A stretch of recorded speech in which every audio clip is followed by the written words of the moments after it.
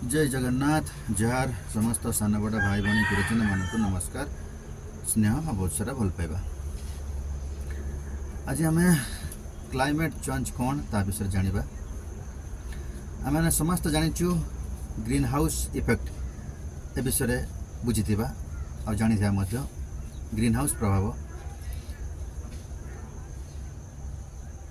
Carbon dioxide, methane, nitrous oxide, chlorofluorocarbon, ozone और जलीय बाष्प एम को ग्रीन हाउस गैस कह जाए।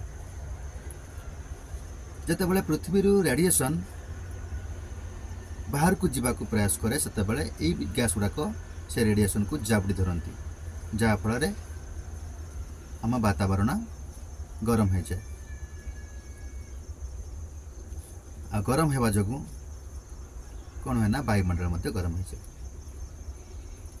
साधारणतः समस्त जानिचु पृथ्वी क्या पाखु शक्ति पाए, सूर्य पाखु शक्ति पाए। नहले पृथ्वी भितर जदि उत्तप्त ज्वालामुखी फाटिला ताहले से किसी शक्ति पाए। प्रथमतः सूर्य केवल पृथ्वी केवल सूर्य ठारू ही शक्ति पाए। जितेबाला सूर्य किरण पृथ्वी पृष्ठ पड़े से सूर्य किरण बहुत गरम थाए, अत्यधिक टेम्परेचर थाए से आउ टेम्परेचर अत्यधिक टेम्परेचर थाए। सूर्य किरण आसी पृथ्वी पृष्ठ पड़ी तापरे विकिरण हो पड़ जाए, किंतु सही समय ग्रीन हाउस गैस से गैस अणु गुड़ाक से किरण को जाबड़ी धरती। अत्यधिक टेम्परेचर जो किरण अत्यधिक टेम्परेचर थाए, ग्रीन हाउस गैस ताको जाबड़ी धरला। अत्यधिक टेम्परेचर किरण जो कौन हुए वातावरण गरम हो जाए। वातावरण गरम हेले निहाती अणु मान जदि ग्रीन हाउस गैस गुड़ाक अत्यधिक मात्रा रे उत्तप्त सूर्य किरण को ग्रहण कले ताले वातावरण निहाती गरम हो। गरम होगा जो पृथ्वी पृष्ठ रे गुड़ाए प्रभाव पड़ो, जमती कि अनियमितता वर्षा, तापरे गोटे प्रकार बरफ तरलिबा, नदी सुखीजा, मरुड़ी पड़ा, प्रबल बन्या हवा, आउ गोटे प्रकार जो अंचल टेम्परेचर असंतुलित थिबो से अंचलर पशुपक्षी माने जीवजंतु माने से अंचल छाड़ी अन्य अंचल पलि आसबे। आ टेम्परेचर अधिक हेले जीवजंतु माने बंचिबा बड़ा कष्ट हो, बहुत जीवजंतुकर लोप पाई। आ टेम्परेचर अधिक होगा द्वारा कौन हुए बात्या, तूफान ये परिस्थिति सामना को आसिबो। यही समस्या उपकूलवर्ती अंचल मानक बेसी प्रभाव पड़ो,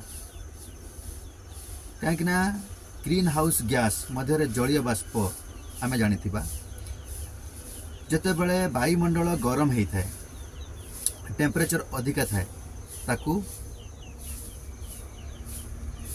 जलीय बाष्प ग्रहण करिबारे अधिक से ग्रहण करता है। आम समस्त जानते खरा दिन जलीय बाष्प शिर शसीनिया से भाया वायुमंडल गरम है माने अत्यधिक गरम पवन बहे, आउ गरम पवन बहवा मात्रे जलीय अंश बेसी शोषण कर शोषिब, से संग्रह कर।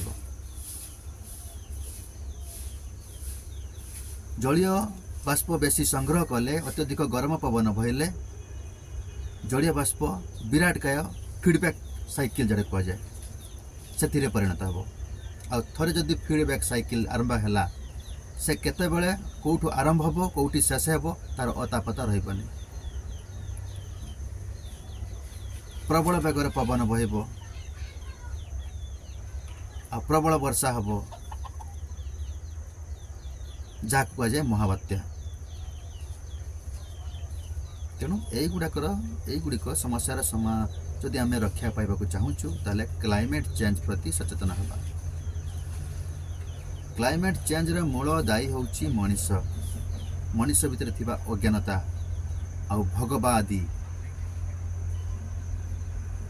बेसी संग्रह करवा यही सब समस्या पाई क्लाइमेट चेंज होउची। जदि आमे एबेठू सचेतन न होबा ताले भविष्य रे बहुत किछि समस्या मानव समाज रे घटिबो। समस्त जीव जगत से समस्यार सामना करिवे, मनीष मध्य सामना करिवो। गोटे एग्जांपल दिया जाय आपण मानकु। जते बेले आमे चूल्ही रे पानी गरम करूचु, गरम कला बेले पानी संगे संग गरम हो जाएनी, आस्ते आस्ते आस्ते आस्ते गरम हुए। पृथ्वीर परिस्थिति वर्तमान सही भली। एबे पानी गरम भले जना पड़ुनी, जानी पारुनु, किंतु गरम होउची। जते बेले पानी रे आमे हाथ मारुचु गरम लागुनी, किंतु भितरे गरम हे चलीची। जते बेले पूरा पूरी गरम हो जिवो सेते बेले अनुभूति हुए, सेते बेले किंतु समय न थाए ताको ठंडा करिया पई। तेणुक पृथ्वीर अवस्था सही भाया। वर्तमान गरम है ओभर क्रॉस कर गलानी, किंतु हमको से विषय जना ना, कहीं आम से विषय जानापी नाराज। आम केवल मनोरंजन विषय जानवर व्यस्त, किंतु पृथ्वी में कौन होची न होची से विषय आमर ज्ञान नहीं। ज्ञान रखापी आमको अंधकार भीतर रखाई। आम सचेतन हवा, निजक बचाइबा, आम चारिपाखरे थिबा जीवजंतु को बचाइबा, आम पर पीढ़ी को बचाइबा। तेणुक क्लाइमेट चेंज विषय जानिबा, निजे सचेतन हवा, आ सचेतन है सरकार को जड़ेले आमे निजे सचेतन हेले सरकार निजे सचेतन हो जाए। तेणु समस्ते सचेतन हवा, क्लाइमेट चेंज विषय अवगत हवा, आउ तार प्रतिकार पाई आम माने चेष्टा करिबा। जय जगन्नाथ, जोहार।